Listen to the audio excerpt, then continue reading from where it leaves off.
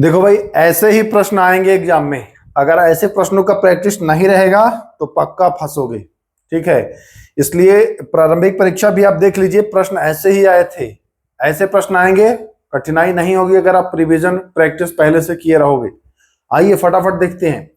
पहला प्रश्न क्या कह रहा है, नीचे दिए गए कथनों पर विचार करें। पहला कथन देखिए, भारतीय उपमहाद्वीप में कुल 7 देश शामिल हैं। भारतीय उपमहाद्वीप की बात कर रहा है। दूसरा, भारतीय उपमहाद्वीप में म्यांमार शामिल नहीं है। अब जब तक आपको भारतीय उपमहाद्वीप के 7 देश के नाम नहीं पता होगा तब तक इस प्रश्न को आप सही कर ही नहीं सकते। आइए हम देखते हैं भारतीय उपमहाद्वीप की बात अगर मैं करूं तो यहाँ पर देखिए भारत का जो नक्शा है इसमें कौन कौन शामिल है भारतीय उपमहाद्वीप में। एक नजर इस पर हम दौड़ाते हैं और बहुत ही आसानी से इसको हम कवर करने वाले हैं। तो देखिए, पहला कथन कहा गया है कि भारतीय उपमहाद्वीप में कुल 7 देश शामिल हैं, जो कि बिल्कुल सही है। कथन एक तो सही है। दूसरा है कि भारतीय उपमहाद्वीप में म्यांमार शामिल नहीं है। देखते हैं 7 देश में कौन कौन शामिल है। तो ध्यान रखिए, एक तो पहले नंबर पर भारत आएगा ही आएगा। ठीक है, पहले नंबर पर भारत आता है। दूसरे नंबर पर पाकिस्तान, यानी कि भारत भी शामिल है, पाकिस्तान भी शामिल है। तीसरे नंबर पर ये जो नेपाल है, ये तीसरे नंबर पर ये शामिल है। ठीक है, चौथा जो देश हो जाएगा वो हो जाएगा आपका भूटान। चौथा जो देश हो जाएगा वो हो जाएगा आपका भूटान। पांचवा जो देश होगा वो आपका होगा ये बांग्लादेश। पांचवा देश क्या होगा? बांग्लादेश। छठवां जो देश होगा वो होगा श्रीलंका, वह होगा श्रीलंका। और सातवां देश जो होगा वो होगा मालदीव। अब जब नीचे आएंगे तो आपको मालदीव। तो ये 7 देश मिले। इसमें देखिए क्वेश्चन कैसे फंसाता है, कभी आपका नाम दे देगा अफगानिस्तान का, कभी नाम दे देगा आपका चीन का, और इस बार तो नाम दे दिया है म्यांमार का, है ना, म्यांमार का। तो ऐसे प्रश्न आपको फंसाता है। तो ध्यान रखिए, म्यांमार शामिल नहीं है। हमारा कथन जो है उपमहाद्वीप में म्यांमार शामिल नहीं है और 7 देश, यानी कि दोनों कथन सही हो जाएगा। क्लियर है? कोई दिक्कत किसी को समझने में? कोई दिक्कत हो तो बताइए। दोनों प्रश्न एकदम, दोनों कथन जो है वो यहाँ पर आपका सही आ गया। देखिए आखिरी में और तगड़े तगड़े प्रश्न रखा हूं, वीडियो तक लास्ट में बने रहिएगा, क्योंकि प्रश्न जो है वो आखिरी में और भी बढ़िया बढ़िया प्रश्न है जो आपको एकदम एग्जाम में फायदा कराए। आइए, यहां भी है, नीचे दिए गए कथन पर विचार करें। आपने देखा है विचार करने वाले प्रश्न आए हैं, इसलिए इसको रखा गया है। और कथन कह रहा है पहला, क्षेत्रफल की दृष्टि से भारत से 7 बड़े देश विश्व में हैं। कथन दूसरा कह रहा है भारत जो है वो अर्जेंटीना तथा दक्षिण अफ्रीका से बड़ा देश है। क्या क्षेत्रफल के हिसाब से भारत से 7 बड़े देश हैं? अगर आता है तो कम नहीं। देखिए यहां पर कंफ्यूजन होता है बच्चों को। क्षेत्रफल की दृष्टि से भारत का स्थान 7वां है। भारत का स्थान 7वां है, इसका मतलब क्या हुआ कि भारत से बड़े 6 देश हैं, ना कि 7। तो पहला कथन गलत हो जाएगा। लेकिन अगर गौर से ना पढ़ा जाए तो बच्चे सोचते हैं अच्छा भारत तो 7, हाँ 7 बड़े लगा के निकल जाता है, जो कि गलत हो जाता है परीक्षा में। तो पहला कथन तो हमारा गलत होगा। भारत अर्जेंटीना तथा दक्षिण अफ्रीका से बड़ा देश है, तो जी हाँ, भारत से 6 ही देश बड़े हैं, और वो 6 देश नाम तो जानते ही होंगे। रूस है ना, रसिया, चीन है, ठीक है, फिर यूएसए है, फिर कौन सा है, कनाडा है, कनाडा है, ठीक है, फिर आपका कौन सा आ जाएगा, ब्राजील आ जाएगा। रूस, चीन, यूएसए, चाइना, ब्राजील और ऑस्ट्रेलिया, ठीक है ना। उसके बाद अपना इंडिया है। तो इंडिया का स्थान 7वां है, यानी 3, 3, 6 इससे बड़े हैं, ठीक है। तो यहां कहीं भी अर्जेंटीना और साउथ अफ्रीका का नाम नहीं आया है। क्लियर? तो हो जाएगा हमारा केवल कथन दूसरा सही है। ठीक, दूसरा कथन सही है। चलिए, प्रश्न आपको ऐसे ही आएंगे परीक्षा में। नहीं अगर किए रहोगे तो मैं फिर कह रहा हूं गच्चा खा जाओगे मेरे भाई, इसलिए एकदम बने रहिए। और ये सीरीज चला रहा हूं मैं ज्योग्राफी का। बिहार दरोगा के लिए, मुख्य परीक्षा के लिए मैंने आपको बाकी पीडीएफ दे दिए हैं। जो ग्रुप से बच्चा जुड़ा है उनको लगभग 100 से 150 पीडीएफ उपलब्ध करा दिया हूं। अब जो मैं एक्स्ट्रा करा रहा हूं उसमें ज्योग्राफी का सीरीज चला रहा हूं, जिसमें ज्योग्राफी के तमाम महत्वपूर्ण प्रश्न करा दूंगा। साथ ही साथ इकोनॉमिक्स और बिहार स्पेशल भी आपको कराया जाएगा, तीनों कराया जाएगा। चलिए नीचे दिए गए कथनों पर विचार करें। भारत की पूर्व पश्चिम जो लंबाई है वो उत्तर दक्षिण लंबाई से अधिक है, पहला कथन है। दूसरा कथन, लंबाई में अंतर का कारण अक्षांश एवं देशांतर रेखाओं के कारण होता है। कह रहा है कि भारत की जो लंबाई है, यह पूरब पश्चिम की जो लंबाई है, मतलब ये वाली है ना, ये लंबाई उत्तर दक्षिण की लंबाई से अधिक है, मतलब ये वाली से अधिक है। अब इसमें कंफ्यूजन होता है, बच्चे याद कर लेते हैं 2933 किलोमीटर और 3214 किलोमीटर रट तो लेते हैं, लेकिन उनको ये नहीं पता है कि 2933 ये वाला है कि ये वाला है कि नहीं। कंफ्यूजन क्रिएट हो जाता है उनका एग्जाम में। तो यहां पर ध्यान दीजिएगा, अगर भारत का नक्शा आप देखे हैं तो गौर से देखिए, मैं आपको एक बार फिर नक्शे पर लेके चलता हूं। भारत का जो नक्शा है वो आप देखिएगा तो ये जो लंबाई है ना, ये ज्यादा है, ये है 3200 प्लस, ठीक है, और ये जो लंबाई है ये है 2900। जबकि हमारे प्रश्न में क्या कह रहा है, प्रश्न में कह रहा है कि पूरब पश्चिम की लंबाई उत्तर दक्षिण से ज्यादा है, ये वाला ज्यादा बता रहा है, जो कि गलत है। पहला कथन गलत है।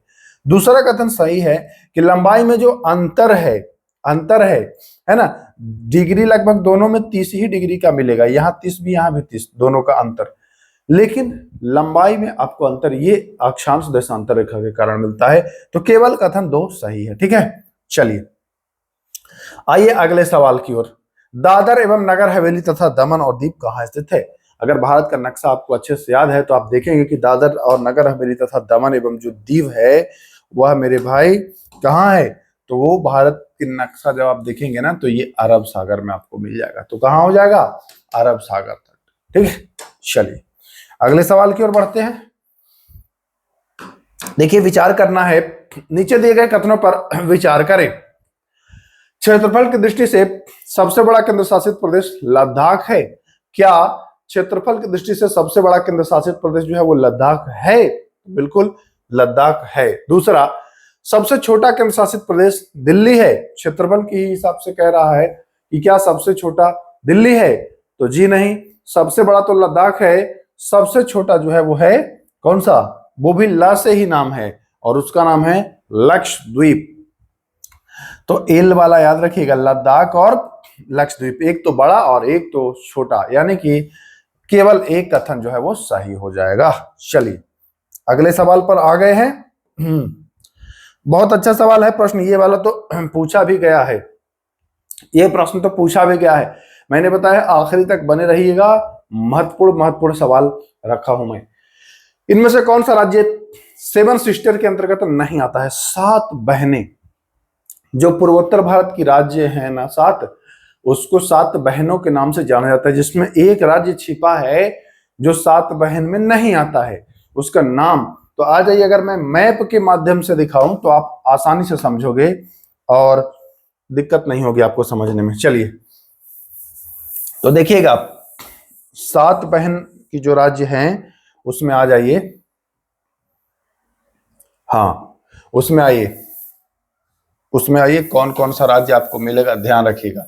7 बहनें, तो मैं केवल बहनों को ही जूम करता हूं और बाकियों को छोड़ देता हूं, ठीक है, दिख रहा होगा।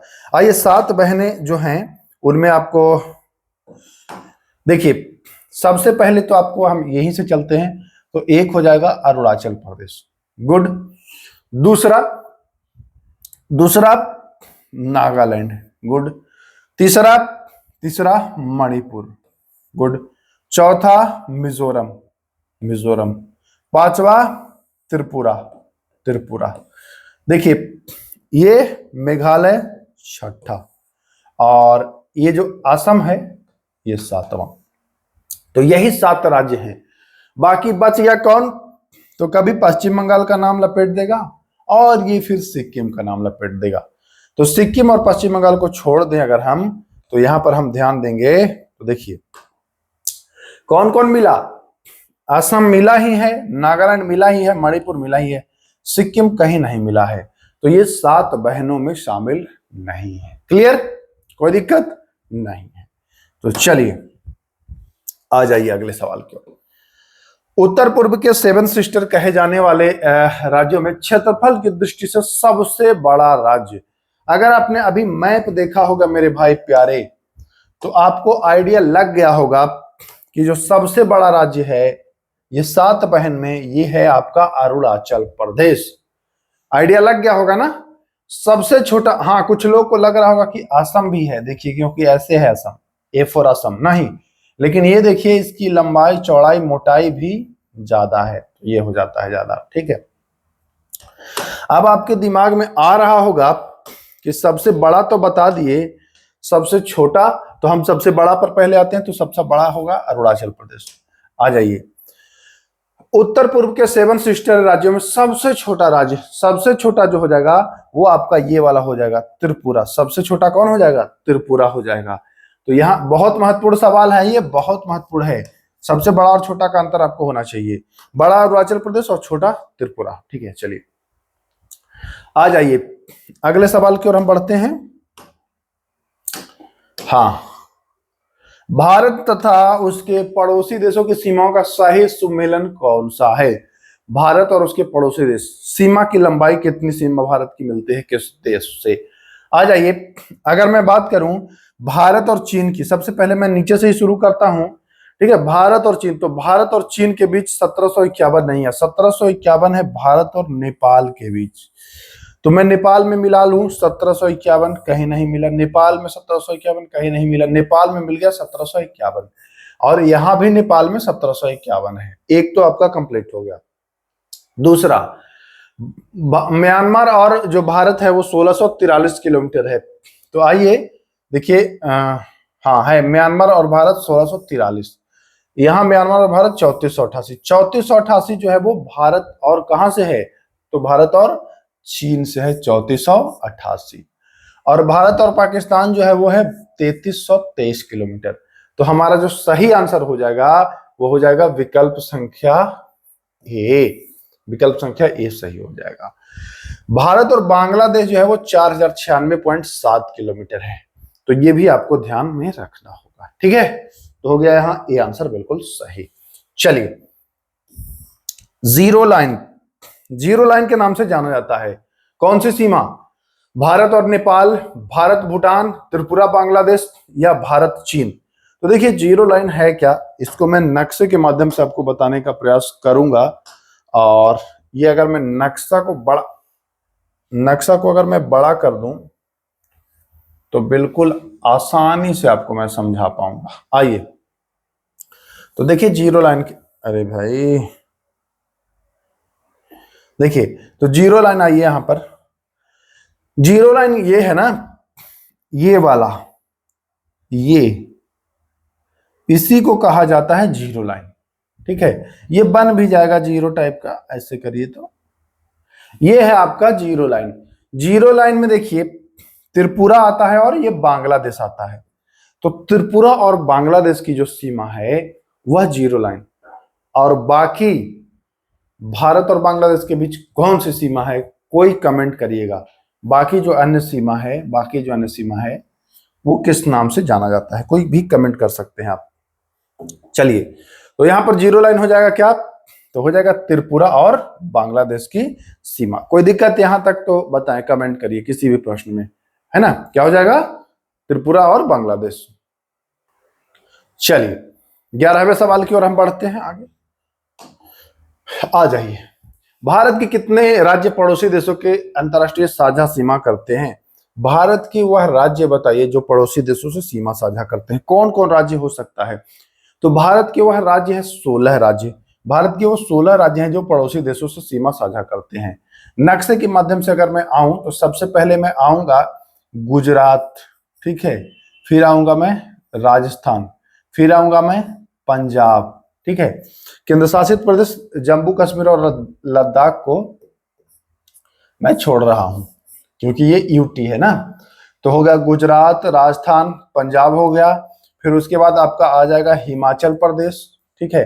हिमाचल प्रदेश के बाद फिर आ जाएगा उत्तराखंड, उत्तराखंड के बाद फिर आ जाएगा आपका उत्तर प्रदेश, उत्तर प्रदेश के बाद आ जाएगा आपका बिहार, ठीक। बिहार के बाद अगर आइएगा तो फिर आ जाएगा आपका क्या, पश्चिम बंगाल भी आ जाएगा, ठीक ना, पश्चिम बंगाल आ जाएगा। फिर पश्चिम बंगाल के बाद जो अंगूठा टाइप का निकला हुआ है राज्य, वो आपका आ जाएगा सिक्किम आ जाएगा, सिक्किम आ जाएगा, सिक्किम तक आ गया। इसके बाद अगर हम और चलें तो आपका आ जाएगा असम आ जाएगा, असम आ जाएगा, ठीक। फिर आपका आ जाएगा कोने वाला अरुणाचल प्रदेश आ जाएगा, फिर आ जाएगा नागालैंड, ठीक है, फिर आ जाएगा मणिपुर, मिजोरम, त्रिपुरा, मेघालय। कितने राज्य हो गए? 1 2 3 4 5 6 7 8 9 10 11 12 13 14 15 16 राज्य। यही तो वो राज्य हैं जो पड़ोसी देशों से सीमा साझा करते हैं। ये 16 राज्य। केंद्र शासित प्रदेश 2, तो जम्मू कश्मीर और लद्दाख, तो एक कुल 18 हो जाते हैं। खाली राज्यों की पूछ रहा है, यहाँ राज्यों की पूछ रहा है तो राज्य 16 हो जाएगा। नाम भी मैं सबका बता दिया। केंद्र शासित प्रदेश तो 2, ये भी आपका क्लियर हो गया, एक ही में दोनों क्लियर करा दिया मैं। चलिए, इनमें से कौन सा राज्य बांग्लादेश, नेपाल और भूटान तीनों से सीमा साझा करता है? बांग्लादेश से तो सीमा साझा करता ही है, नेपाल से भी करेगा और भूटान से भी करेगा।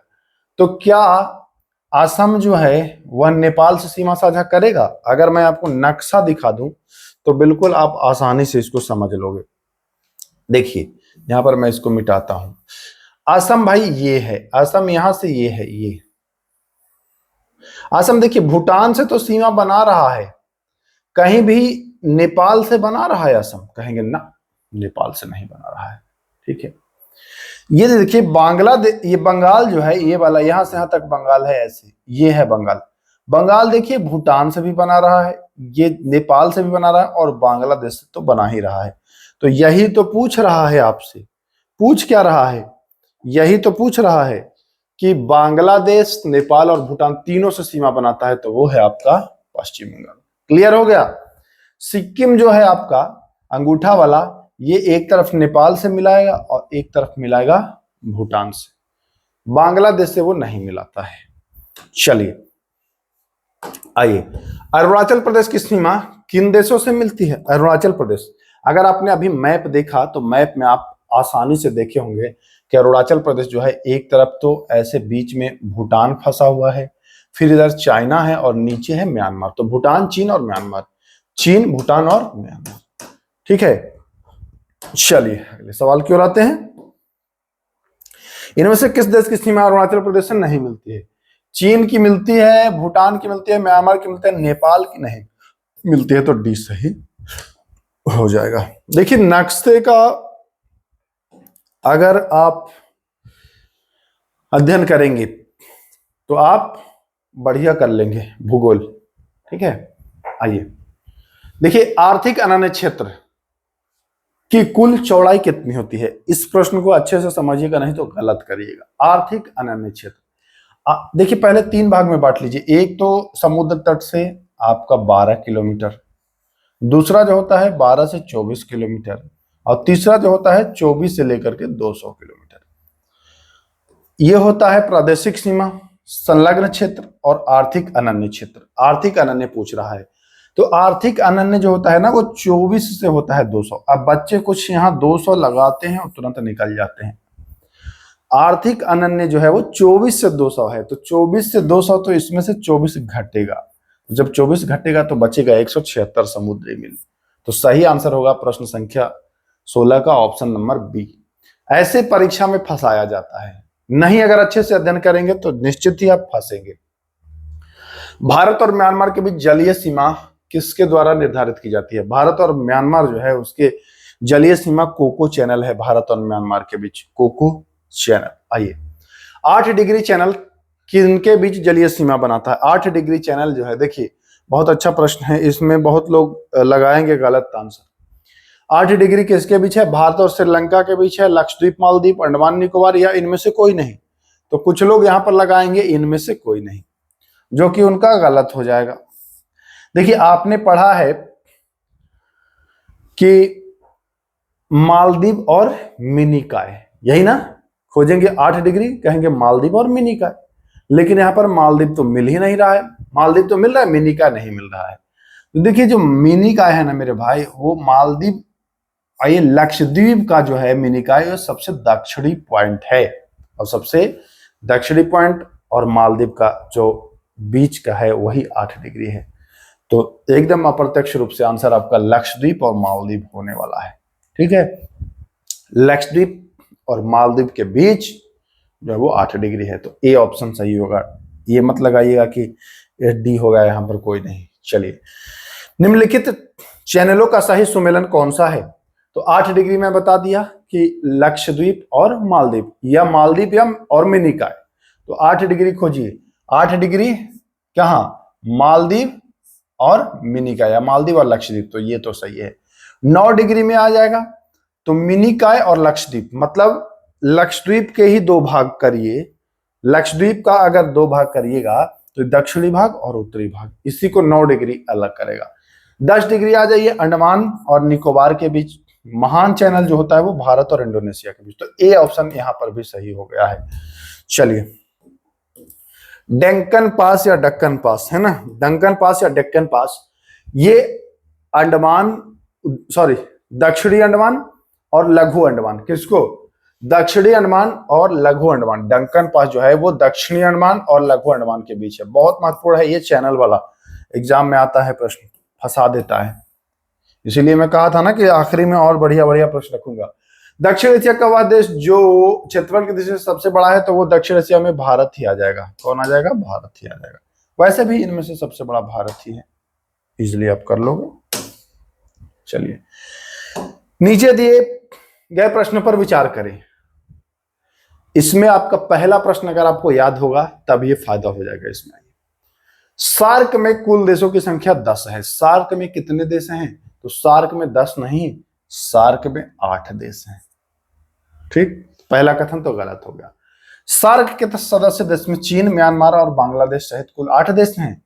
8 देश तो हैं, लेकिन चीन और म्यांमार कहां है? सार्क में देखिए, भारतीय उपमहाद्वीप वाला देश तो है ही, एक उसमें और ऐड हो जाता है। कौन सा देश ऐड हो जाता है? मैं दिखाता हूं। म्यांमार को आप छोड़ दीजिए और चीन को छोड़ दीजिए, ठीक है। और जो भारतीय उपमहाद्वीप में जो देश हैं वो सारे हो जाएंगे। तो यहां पर आप कहेंगे कि तब तो 7 ही होगा। इसको मैं मिटा दूं ना, इसको मैं मिटा देता हूं और एकदम अच्छे से इसको समझा भी देता हूं। सार्क में कौन कौन से देश हैं, कभी कंफ्यूजन नहीं होना चाहिए आपको परीक्षा में। चलिए, तो सार्क में मैंने बताया 8 देश। कौन कौन? आ जाइए, आ जाओ रे मेरे भाई। तो सार्क में 8 देश में कौन कौन आएगा? एक तो भारत आएगा ही आएगा, ठीक है। दूसरा आपका पाकिस्तान आ जाएगा।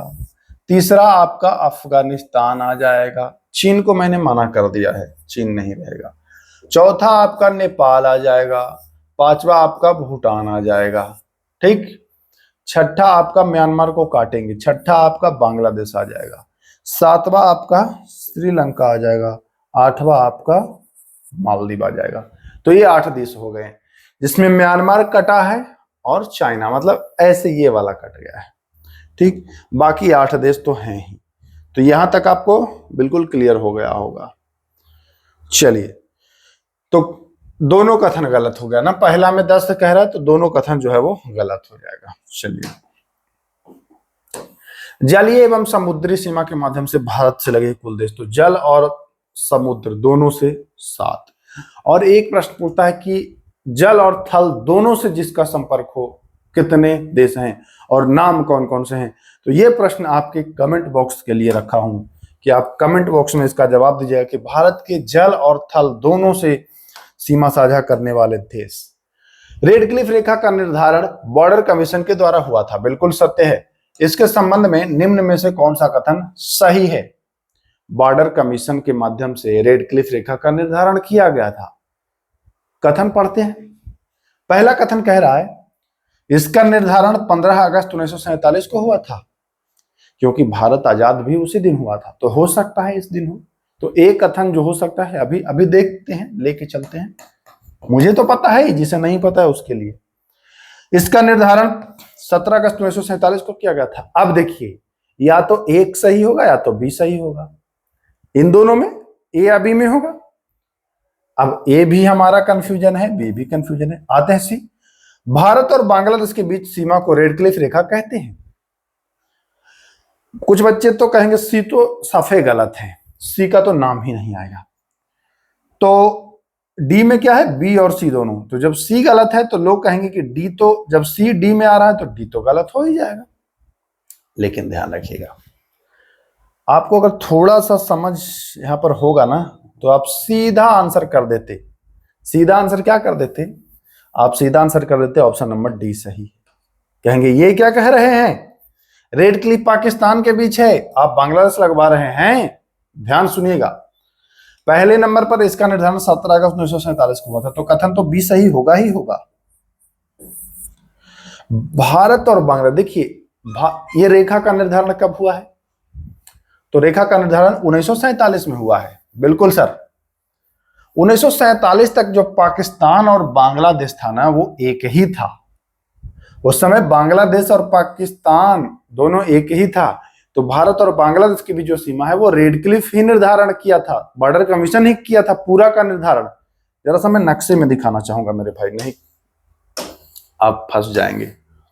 अब मुझे ये कतई बर्दाश्त नहीं कि आप फंस जाएं। देखिए, जैसे पाकिस्तान तो ये है 1947 में, ये भी पाकिस्तान पूर्वी पाकिस्तान कहा जाता था। तो जब बॉर्डर कमीशन का निर्धारण हुआ ना तो ये भी और ये भी दोनों निर्धारण किया, तो इसका भी रेडक्लिफ ही नाम रहा क्योंकि ये भी पाकिस्तान का ही भाग है। ठीक है, तो इस वजह से रेडक्लिफ रेखा कहते हैं उसको भी। बांग्लादेश 1971 में अलग हुआ लेकिन रेखा का नाम नहीं बदला गया, तो ये रेखा भी रेडक्लिफ रेखा ही है, इसलिए आपका डी विकल्प सही। ये सब जब आप डीप में पढ़ोगे तब आपको मिलेगा, ये रटुआ फटुआ जगह पर पढ़ोगे तो नहीं मिलने वाला है ये सब प्रश्न। ठीक ना, चलिए आ जाइए, आखिरी सवाल है मेरे प्यारे, देखिएगा कॉन्सेप्चुअल है, यहां भी फंसिएगा। नीचे दिए गए कथनों पर विचार करें। भारत का मानक समय रेखा IST ग्रीनविच से 5.5 घंटे पीछे है, पहला कथन। दूसरा कथन है भारत की मानक समय रेखा उत्तर प्रदेश, मध्य प्रदेश, छत्तीसगढ़, तेलंगाना और उड़ीसा से होकर गुजरती है। तो ध्यान रखिएगा, जब बच्चे देखते हैं 5.5 घंटा तो कहते हैं हाँ ये सही है, लेकिन 5.5 पीछे नहीं है रे मेरे भाई, 5.5 आगे है। तो पहला कथन तो गलत है, कथन तो एक गलत है। दूसरा कथन देखते हैं, मानक समय रेखा भारत के 5 राज्यों से गुजरी है। 5 राज्य कौन कौन से हैं, तो 5 राज्य तो एक आपका उत्तर प्रदेश है ही, मध्य प्रदेश है ही, छत्तीसगढ़ भी है, उड़ीसा भी है, 4 है। 5वां में आंध्र प्रदेश है, जबकि मैंने नाम क्या दे दिया, तेलंगाना दे दिया, यानी कि ये भी गलत है। तो दोनों कथन जो है वो गलत है। 25 के 25 प्रश्न मैंने आपको करा दिए। देखिए प्रश्न भले ही 25 हो लेकिन कॉन्सेप्ट आपका और भी क्लियर हो गया होगा। 25 से जोड़ करके मैंने बहुत सारे प्रश्न आपको इसमें करा दिए। तो ज्योग्राफी की यही खासियत है, अगर आपके पास मैप का थोड़ा सा भी नॉलेज है तो आप बहुत बेहतरीन कर पाओगे। मैप में अगर आप शून्य हो तो समस्या आपको आएगा ही आएगा। तो चलिए, वीडियो कैसा लगा प्रतिक्रिया अवश्य कमेंट बॉक्स में दीजिएगा, और इसी वीडियो पर अगला वीडियो आधारित होगा। कहने का क्या मतलब है, इस वीडियो को अगर आप लोग पसंद करेंगे, रुचि आप दिखाएंगे तो फिर नेक्स्ट वीडियो भी मैं लाऊंगा। और अन्य सब्जेक्ट जैसा कि मैंने कहा कि इकोनॉमिक्स और आपका साथ ही साथ देखिए पॉलिटी भी लाऊंगा, इकोनॉमिक्स भी लाऊंगा, लेकिन बिहार स्पेशल भी जरूरी है तो वो भी लाऊंगा। इस वीडियो में कमेंट आप करें कि क्या आपको आगे के विषय चाहिए या नहीं चाहिए। फिर मिलते हैं, तब तक के लिए नमस्कार, जय हिंद।